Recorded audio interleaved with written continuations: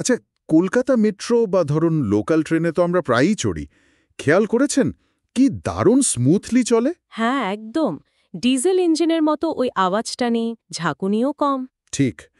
তো কখনো কি মনে হয়েছে যে এই শান্ত অথচ ফাস্ট চলার পেছনের কারণটা কি? আজ আমরা ওই টেকনোলজি নিয়ে কথা বলবো, ইলেকট্রিক ট্র্যাকশন। একদম। আর এটা বিশেষ করে যারা ইলেকট্রিক্যাল ইঞ্জিনিয়ারিং পড়ছে বা পড়বে, তাদের জন্য কিন্তু খুব ইন্টারেস্টিং একটা টপিক। হ্যাঁ, খুবই কাজের হবে। তো আমরা তাহলে আজকে কি নিয়ে আলোচনা করব? আমরা খুব সহজ করে বোঝার চেষ্টা করব যে এই ইলেকট্রিক ট্র্যাকশন জিনিসটা আসলে কি, ভারতে এটা কিভাবে ব্যবহার হয়, এর ভালো দিক খারাপ দিক মানে সুবিধা অসুবিধাগুলো কি কি। আর মেট্রো রেলে এর ব্যবহারটা কেন এত বেশি সেটাও নিশ্চয়ই আলোচনা করব। অবশ্যই মেট্রো সিস্টেমের ব্যাপারটা বেশ জরুরি। চলুন তাহলে শুরু করা যাক। আচ্ছা, তাহলে একদম গোড়া থেকে শুরু করি। ইলেকট্রিক ট্র্যাকশন বলতে ঠিক কি বোঝায়? মানে এর মেন আইডিয়াটা কি? দেখুন, খুব সহজ করে বললে বিদ্যুৎ শক্তি ব্যবহার করে কোনো যান চালানো, বিশেষ করে ট্রেন বা ট্রাম, এটাই হলো ইলেকট্রিক ট্র্যাকশন। আচ্ছা। মানে তফাৎটা কোথায়? ধরুন স্টিম ইঞ্জিনে কয়লা পুড়িয়ে বাষ্প হয় বা ডিজেল ইঞ্জিনে তেল লাগে। হ্যাঁ, জানি। কিন্তু এখানে সরাসরি বিদ্যুৎ, সেই বিদ্যুৎ দিয়ে মোটর ঘোরানো হয়, আর ওই মোটরই চাকা চালায়। ও, বুঝেছি। অনেকটা যেমন আমরা বাড়িতে জেনারেটর না চালিয়ে গ্রিড থেকে পাওয়ার নেই, আওয়াজ কম, ধোঁয়া নেই, সেরকম। একদম ঠিক ধরেছেন, অনেকটা সেরকমই। আর ভারতে তো এর ব্যবহার এখন অমছম বেশি, বিশেষ করে রেলে। হ্যাঁ, তা তো দেখতেই পাই। তো ভারতে কি ধরনের সিস্টেম ব্যবহার হয়? ভারতে মেইনলি দু রকমের ইলেকট্রিক ট্র্যাকশন সিস্টেম চালু আছে। একটা হলো ডিসি, মানে ডাইরেক্ট কারেন্ট সিস্টেম, ডিসি। আচ্ছা। আর অন্যটা হলো এসি, মানে অল্টারনেটিং কারেন্ট সিস্টেম। দুটোই কিন্তু নিজেদের জায়গায় খুব দরকারি। এই ডিসি আর এসি সিস্টেমের মধ্যে ফারাকটা কি? মানে কোথায় কোনটা চলে, কেনই বা আলাদা সিস্টেম? দেখুন, এসি সিস্টেমগুলো সাধারণত কম ভোল্টেজে চলে। ধরুন ৬০০ ভোল্ট, ১৫০০ ভোল্ট বা খুব বেশি হলে ৩০০০ ভোল্ট। ও, এটা বেশি দেখা যায় শহরতলির লোকাল ট্রেন বা মেট্রো রেলে। কেন? মানে মেট্রোতে কেন ডিসি? কারণটা হলো এই ট্রেনগুলোকে খুব ঘন ঘন থামতে হয়, আবার চালু হতে হয়। তো স্টার্ট করার সময় অনেকটা বেশি টান মানে টর্ক দরকার হয়। ডিসি মোটর এই শুরুতে বেশি টর্কটা ভালো দিতে পারে। আচ্ছা, বুঝেছি। পাওয়ারটা কোথা থেকে পায়? পাওয়ার আসে হয় মাথার উপরের তার থেকে, যেটাকে ওভারহেড লাইন বলে, অথবা দেখবেন লাইনের পাশে বা মাঝখানে একটা আলাদা পাওয়ারের লাইন থাকে, ওটাকে থার্ড রেল বলে। হ্যাঁ, হ্যাঁ, দেখেছি মেট্রোতে। বেশ। আর এসি সিস্টেমটা, যেটা মেন লাইনে ট্রেনে দেখি। ঠিক, এসি সিস্টেমটা মূলত দূরপাল্লার ট্রেন বা মেন লাইনে ব্যবহার হয়। ভারতে যেটা সবচেয়ে বেশি চলে সেটা হলো ২৫ কিলোভোল্ট, মানে ২৫,০০০ volt, ৫০ hertz single phase AC. ওহ, ভোল্টেজটা তো অনেক বেশি। হ্যাঁ, অনেক হাই ভোল্টেজ। এখানে পাওয়ারটা আসে মাথার ওপরের বেশ মোটা তারের একটা জালের মতো সিস্টেম থেকে। ওটাকে ক্যাটেনালি বলে। হ্যাঁ, আর ট্রেনের ছাদে লাগানো একটা যন্ত্র থাকে, প্যান্টোগ্রাফ। দেখেছেন নিশ্চয়ই? হ্যাঁ, দেখেছি। যেটা তার ছুঁয়ে থাকে। একদম। ওই প্যান্টোগ্রাফ দিয়েই ট্রেন কারেন্টটা নেয়। আসলে লম্বা দূরত্বে কম লসে পাওয়ার পাঠাতে গেলে হাই ভোল্টেজ এসি সিস্টেমটাই বেশি কাজের। ব্যাপারটা অনেকটা যেন বিভিন্ন গ্যাজেটের জন্য আলাদা চার্জার ব্যবহার করার মতো, তাই না? যার যেমন দরকার। ঠিক তাই, প্রয়োজন অনুযায়ী সিস্টেম আলাদা। তাহলে মনে রাখার মতো প্রশ্নটা হলো, ভারতে প্রধানত কোন দুটো ইলেকট্রিক ট্র্যাকশন সিস্টেম ব্যবহার করা হয় এবং কোথায়? দারুণ। কিন্তু রেলওয়ে কেন এত টাকা খরচ করে এই ইলেকট্রিক সিস্টেম বসাচ্ছে? মানে ডিজেল বা স্টিমের চেয়ে এর আসল সুবিধেগুলো কি কি? সুবিধা তো অনেক। প্রথম আর সবচেয়ে বড় সুবিধা হলো এটা খুব ক্লিন বা পরিষ্কার। ধোঁয়া নেই, সরাসরি কোনো পলিউশন নেই, তাই পরিবেশের জন্য ভালো। একদম। দ্বিতীয়ত, এর পাওয়ার টু ওয়েট রেশিও খুব ভালো। মানে ইঞ্জিনের নিজের ওজনের তুলনায় অনেক বেশি পাওয়ার জেনারেট করতে পারে। তাতে কি লাভ হয়? লাভ, ট্রেন অনেক তাড়াতাড়ি স্পিড তুলতে পারে। মানে অ্যাক্সেলারেশন খুব ভালো হয়। আচ্ছা। আর ওই যে শুরুতে বেশি টানের কথা বলছিলেন? হ্যাঁ, ওটাও একটা বড় পয়েন্ট। এর স্টার্টিং টর্ক খুব হাই, মানে একদম শুরুতেই খুব জোরদার টান দিতে পারে। ভারী ট্রেন চালু করার জন্য এটা ভীষণ দরকারি। ঠিক। এছাড়াও ধরুন এর মেনটেন্যান্সের খরচ আর সময় দুটোই কিন্তু স্টিম বা ডিজেলের থেকে বেশ কম। আর চালু করতেও তো সময় লাগে না, স্টিম ইঞ্জিনের মতো গরম করার ব্যাপার নেই। একদমই না, কুইক স্টার্ট।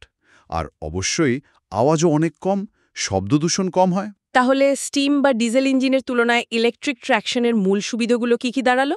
এত যে সুবিধার কথা বললেন, নিশ্চয়ই কিছু অসুবিধাও আছে নাকি? হ্যাঁ, তা তো আছেই। সবচেয়ে বড় চ্যালেঞ্জ হলো এর প্রাথমিক খরচটা, মানে ইনিশিয়াল কস্ট। ঠিক। পুরো লাইনে ইলেকট্রিফিকেশন করা, সাবস্টেশন বসানো, ওভারহেড তার লাগানো, এই পুরো ইনফ্রাস্ট্রাকচার তৈরি করতে কিন্তু অনেক টাকা লাগে। এটা একটা বড় ব্যাপার। আর আর একটা বড় সমস্যা হলো এটা পুরোপুরি পাওয়ার সাপ্লাইয়ের উপর নির্ভরশীল। যদি কোনো কারণে গ্রিডে গন্ডগোল হয় বা ধরুন পাওয়ার কাট হয়, তাহলে তো পুরো সিস্টেমটাই বসে যাবে। একদম পুরো ট্রেন চলাচলই থমকে যেতে পারে। এটাকে বলে সিঙ্গেল পয়েন্ট অফ ফেলিওর। ঠিক। আর ট্রেনগুলো তো শুধু ইলেকট্রিফাইড রুটেই চলতে পারে, তাই না? ডিজেলের মতো যে কোনো লাইনে চলে যেতে পারে না। ঠিক, এটাও একটা লিমিটেশন। আর একটা টেকনিক্যাল সমস্যাও হতে পারে। হাই ভোল্টেজের ওভারহেড লাইনের জন্য কাছাকাছি যে কমিউনিকেশন লাইন বা সিগন্যালিং সিস্টেম থাকে, হ্যাঁ। সেগুলোতে মাঝে মাঝে ইন্টারফিয়ারেন্স হতে পারে, মানে ইলেকট্রোম্যাগনেটিক ইন্টারফিয়ারেন্স। ও আচ্ছা। আর এসি সিস্টেমে কি আরও কিছু টেকনিক্যাল চ্যালেঞ্জ থাকে? হ্যাঁ, এসি সিস্টেমে ভোল্টেজ আর কারেন্টের ব্যালেন্স ঠিক রাখাটা জরুরি। আর হারমোনিক্স বলে একটা জিনিস হয়, মানে সিস্টেমে কিছু অবাঞ্ছিত ফ্রিকোয়েন্সি তৈরি হয়, সেগুলোকে কন্ট্রোল করাটাও একটা চ্যালেঞ্জ। তাহলে মনে রাখার মতো বিষয়, এত সুবিধা থাকা সত্ত্বেও ইলেকট্রিক ট্র্যাকশন বসানোর পথে প্রধান বাধাগুলো কি কি, এবং এসি সিস্টেমে কী ধরনের সমস্যা দেখা দিতে পারে? আচ্ছা, ইলেকট্রিক ট্র্যাকশন ছাড়াও তো আরও কিছু ড্রাইভ সিস্টেমের কথা শোনা যায়, যেমন ডিজেল ইলেকট্রিক। ওগুলো কীরকম? হ্যাঁ, ওগুলোও আছে। সংক্ষেপে বললে, ডিজেল ইলেকট্রিক ড্রাইভে একটা ডিজেল ইঞ্জিন থাকে, যেটা একটা জেনারেটর চালায়। আচ্ছা। সেই জেনারেটর বিদ্যুৎ তৈরি করে, আর সেই বিদ্যুৎ দিয়ে মোটর চলে, যেটা ট্রেনটাকে টানে। অনেকটা হাইব্রিড গাড়ির মতো কনসেপ্ট। ও, বুঝেছি। আর ব্যাটারি ইলেকট্রিক ড্রাইভ? ওটাও আছে। ব্যাটারিতে জমানো শক্তি দিয়ে মোটর চলে। তবে এখন পর্যন্ত বড় মাপের ট্রেনের ব্যবহারটা খুব সীমিত। মূলত ছোট শান্টিং ইঞ্জিন বা কিছু স্পেশাল ক্ষেত্রে ব্যবহার হয়। আচ্ছা, এবার তাহলে একটু মেট্রো রেলের কথায় আসি।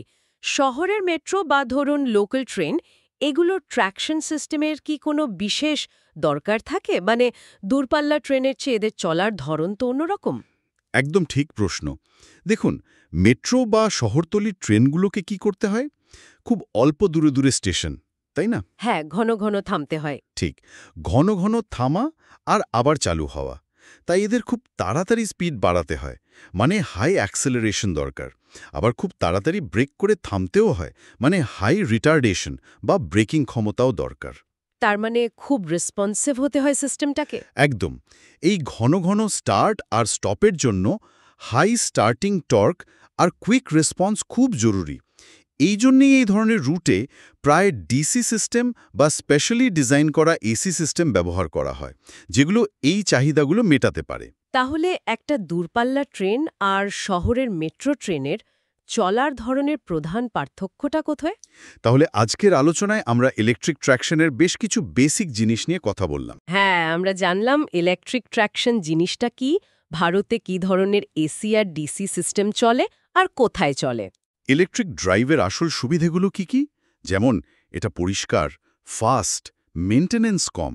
আর অসুবিধেগুলোও আলোচনা করলাম, যেমন শুরুতে অনেক খরচ, পাওয়ার সাপ্লাইয়ের ওপর নির্ভরতা, আর এসি সিস্টেমের কিছু টেকনিক্যাল চ্যালেঞ্জ, যেমন ইন্টারফিয়ারেন্স বা হারমোনিক্স। হ্যাঁ, আর মেট্রো রেলের জন্য ট্র্যাকশনের যে বিশেষ রিকোয়ারমেন্ট, সেটাও বুঝলাম। একদম। ভারতে যেভাবে রেল নেটওয়ার্ক আর মেট্রো বাড়ছে, তাতে ইলেকট্রিক্যাল ইঞ্জিনিয়ার হিসাবে এই বিষয়গুলো কিন্তু জানা খুব দরকারি। ঠিক, কারণ আগামী দিনে তো হাই স্পিড ট্রেন, এনার্জি বাঁচানো মানে এনার্জি কনজারভেশন, আর পরিবেশবান্ধব টেকনোলজির দিকেই দেশ এগোবে। অবশ্যই। তাই ইলেকট্রিক ট্র্যাকশনের এই বেসিক কনসেপ্টগুলো পরিষ্কার থাকাটা ভবিষ্যতের জন্য খুব গুরুত্বপূর্ণ। এটা শুধু পরীক্ষার জন্য নয়, ভবিষ্যতে টেকনোলজিকে বুঝতে আর তাতে কিছু কন্ট্রিবিউট করতেও কাজে লাগবে। একদম ঠিক বলেছেন। আর শেষে একটা ছোট্ট প্রশ্ন ভাবার জন্য রেখে যাই, কি বলেন? হ্যাঁ, নিশ্চয়ই।